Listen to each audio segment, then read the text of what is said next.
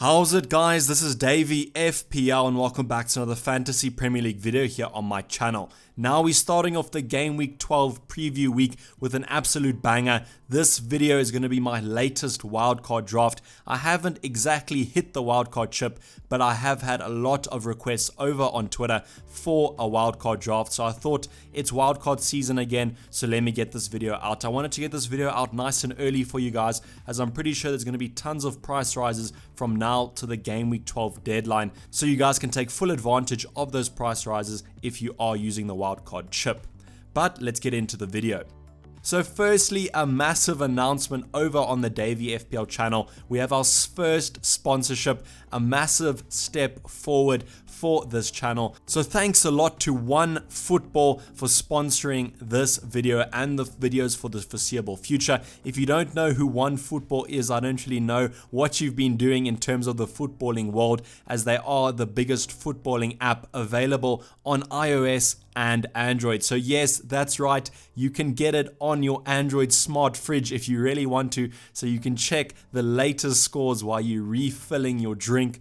But in all seriousness, you can download it on iOS or Android for free. Link down in the description below. It is a free app, so no commission on this one, unfortunately, but it's a great app and I am using it currently. I have used it for about a year now, so my app of choice for everything footballing related, and that's why I was really comfortable with accepting the sponsorship, as I use the product and I think that you guys can use it as well. So let's get into a demo about the features. So as you can see on screen, you have your match day for all the Premier League action. You have your table followed by news, transfers, and even statistics, so you can keep on track of those goals and assists and who's the leading clean sheet holders.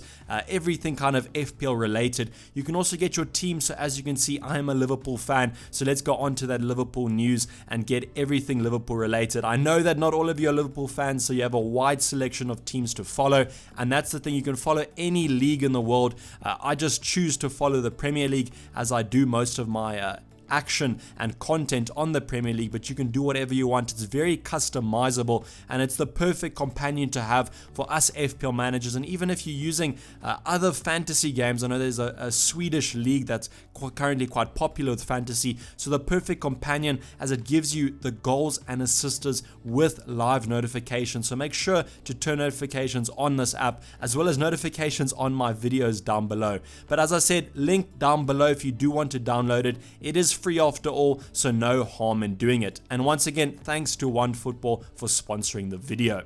But let's get on to the wildcard and what you all are here for, kind of what my thoughts are if I was to use my wildcard chip. So I'm going to be basing my wildcard on two teams here, Liverpool and Leicester. The two L's, but no L's will be taken with this wildcard team. A little bit of a pun there for you. As you can see, Liverpool's got a tough fixture right now against Man City, so I know a lot of people are kind of pondering whether to double up on that Liverpool attack or defense, but I think you have to look past that. If you're using the wildcard, you got to look from now till the end of that December period. So that's why I've highlighted Game Week 12 to 21 on screen.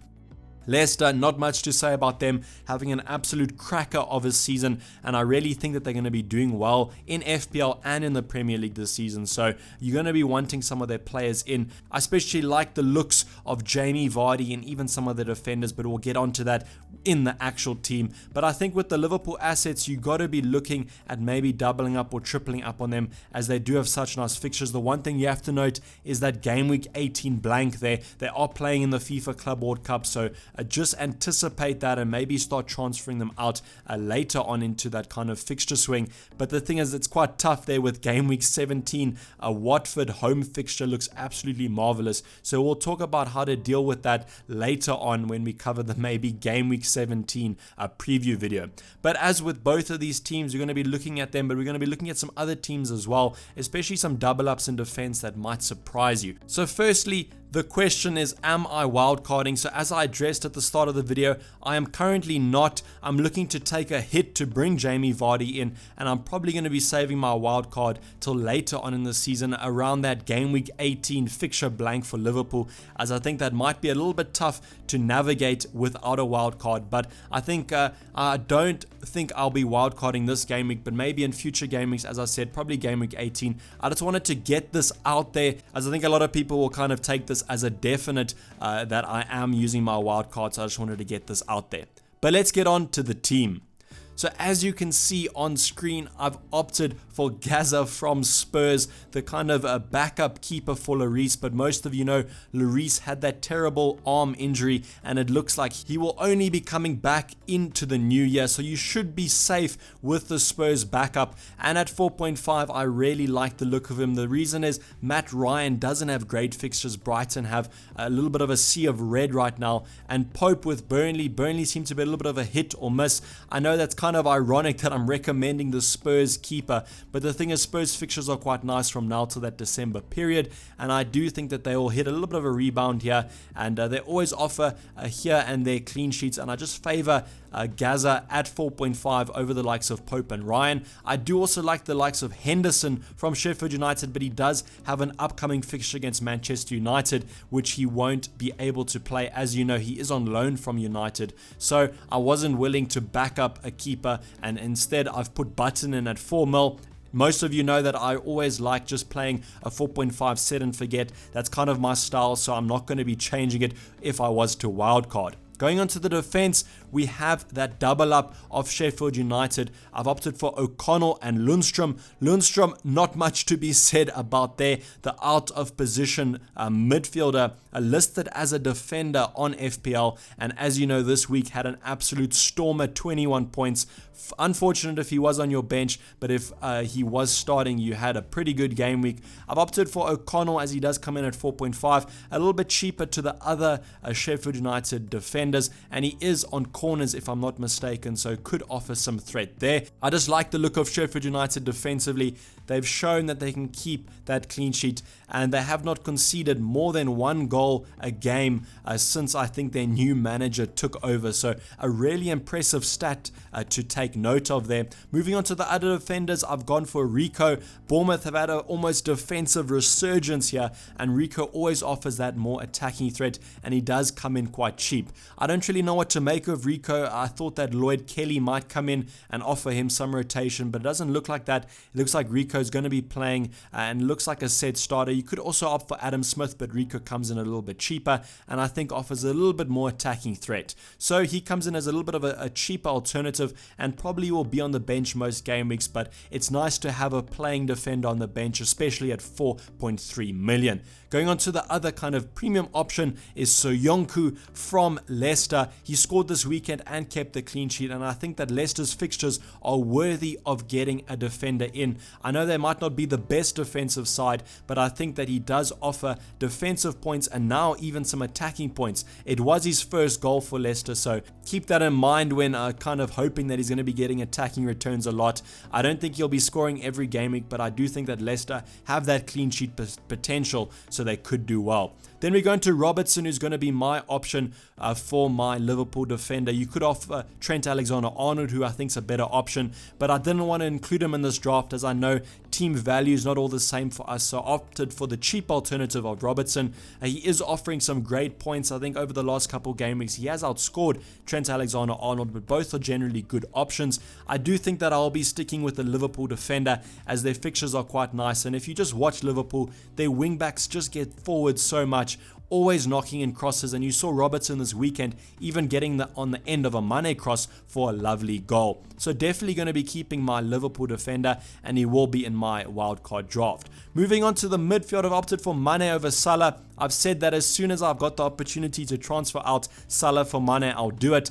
Unfortunately, it's come at a time where Mane is almost the same price, but I do think that Mane is the better attacking option. He just can do it with his left foot, his right foot, and his head, whereas Salah kind of only has pens on his side if you're looking at the comparison between them, but I think that headering threat from Mane just offers so much more. You saw it on the weekend against Aston Villa, got on the end of that Trent Alexander-Arnold corner and won the game for Liverpool. Just looking in a better attacking form and a better player overall, and he does come in a little bit cheaper than Salah. Going on to the midfield, Sterling and De Bruyne. I know that Man City's fixtures are looking a little bit tougher, but I think if you kind of look at them and analyze them, you can see that they're going to be doing well on them regardless. They have Chelsea at home, which I think they will win, and you've got to be backing Sterling and De Bruyne to be getting on some attacking returns when Man City do score. I know a lot of people are losing patience with Sterling and even Salah as they're not producing the same amount of points as they did in previous seasons, but I still think that they're going to be hitting some form and they should do quite well. So Sterling and Kevin De Bruyne are my two options, mainly because I have a lot of money in Kevin De Bruyne, so I didn't want to transfer him out and lose that 0.4 million. But with Sterling, I favor him a little bit more over Aguero just because of that rotation threat, and I think that Sterling probably should be starting most game weeks and he should do quite well. One thing to note is Sterling is on 4 yellow cards, so one more yellow card and he does miss out, and the deadline is 31st of December, so he probably will be missing a game from now till then. Then going on to my kind of cheaper alternative, I upgraded Cantor to Traore. Wolves have some nice fixtures as well, and Traore seems to have won his spot in that lineup. So a little bit of a punt on him, and I do think that Wolves should do well with these fixtures. Then moving on to the Chelsea double up of Mount and Abraham. I think that Mount has kind of had a little bit less of an attacking threat in these past couple game weeks, but he has looked good. In the last game against Watford, he hit the post, which is a little bit unfortunate, but he did look good in that game. Another option you could go for is Pulisic. I do think he's probably the best midfield option from Chelsea to go for. I think he's won that spot over Hudson-Odoi there, so a pretty standard pick there with these Chelsea double ups as they've just been playing so well attacking wise, and their good fixtures have not run out yet. So Abraham comes in as my attacker from Chelsea, my forward. Great option, going to be sticking with him. He's returning basically one every other game week, but I think with these fixtures, going to be kind of upgrading that to one return every game week. And as you can see, my cheaper attacker there, Muset from Sheffield United. I tipped him in the preview video for game week 11, and he returned with 3 assists there. So a little bit angry that I didn't opt for him, but it is what it is. But he does come in at 4.9, so nice and cheap there, and he should be starting most of Sheffield United's games, and they do have some nice fixtures coming up. I know the next 2 aren't that nice, but after that they go on a nice run of green.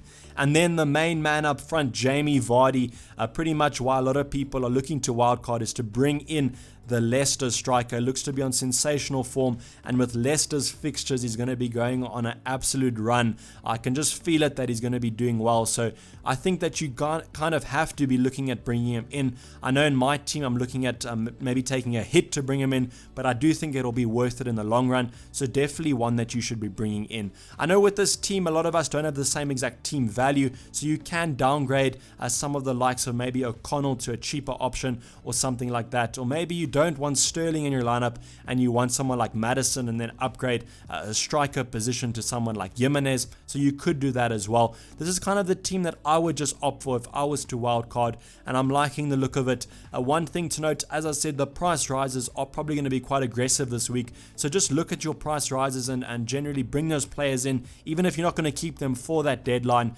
Just maybe catch a 0.2 price rise and then you can make a profit on them. So I hope you've enjoyed this video, guys. Please like it if you did, and subscribe if you are new or simply not subscribed yet. I cannot stress it enough to follow me on Twitter at DayvyFPL for future updates on my squad. I've already made 1 transfer this game week, so head over to my Twitter to see what it is, and I'm pretty sure I'll be making a lot more from now till that end Friday night deadline of game week 12. So once again, thanks to OneFootball for sponsoring the video, and thanks to you guys for following. But I'm DayvyFPL, and I'm going to be signing off. Cheers, bye.